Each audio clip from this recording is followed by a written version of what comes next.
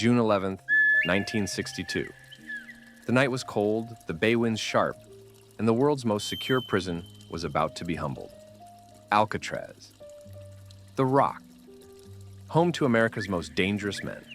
Surrounded by icy currents, brutal guards, and concrete walls that promised no return. But that night, 3 prisoners, Frank Morris and brothers John and Clarence Anglin, would attempt the impossible. What happened that night remains one of the greatest unsolved mysteries in American history. This is the story of the great escape from Alcatraz. Alcatraz was built not just to imprison, but to break a man's spirit. The cells measured barely 5 feet wide. The sound of the ocean was constant, a cruel reminder of the freedom beyond reach. For years, no one had ever escaped, at least not alive. But behind those steel bars, a quiet mind was working. Frank Lee Morris, intelligent, methodical, a man whose patience was as dangerous as his mind.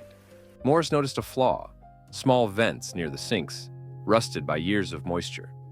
Using sharpened spoons, stolen saw blades, and a homemade drill powered by a vacuum motor, he began carving through the wall. It took months, piece by piece, night after night. He wasn't alone. 2 brothers, John and Clarence Anglin, expert swimmers and seasoned criminals, joined him. Together they crafted a plan so ambitious it bordered on madness. Their tools, stolen raincoats, cement dust, and paint. Their goal? To fool the guards, float the bay, and disappear forever. The men sculpted lifelike heads from soap, toilet paper, and real human hair collected from the barbershop. Each night they placed the heads on their pillows, creating the illusion of sleeping inmates. Under dim prison light, the deception was perfect. Every clang of the guards' footsteps echoed, but the heads never stirred. The men vanished silently into the dark utility corridor behind their cells, a narrow space no one was supposed to reach. Over weeks, they stitched together more than 50 stolen raincoats, sealed with heat from prison pipes. It was crude, but airtight. They tested the materials secretly at night, soundless, invisible to the guards. Each step was a gamble. Each failure could mean years in solitary. But the dream of freedom was stronger than fear.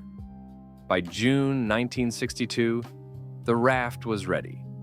The tides were in their favor. The time had come. On the night of June 11th, the lights went out as usual. At 9:30 p.m., guards made their final count. Everything seemed normal. But behind 3 cells in Block B, the sound of scraping and whispering filled the dark.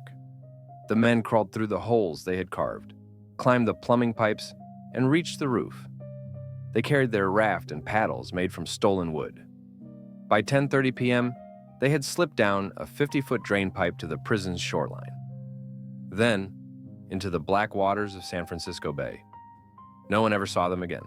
The next morning, alarms blared. Guards rushed to the cells and froze. The sleeping men didn't move. Their faces weren't real. Panic swept through the prison. The impossible had happened. Boats were deployed.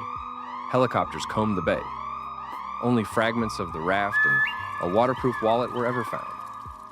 The FBI investigated for 17 years, without conclusion. Officially, the men drowned. But no bodies were ever recovered. For decades, rumors persisted. Sightings in Brazil. Letters sent to the FBI claiming survival. In 2013, a handwritten letter surfaced. My name is John Anglin. I made it. I'm 83 years old. I want to come home. Whether real or hoax, the mystery remains unsolved. The Rock was closed in 1963, 1 year after the escape. Freedom. It costs more than most men are willing to pay. On June 11th, 1962, 3 prisoners risked everything for it. They defied the impossible. And whether they lived or died in those dark waters, they escaped the Rock, forever free.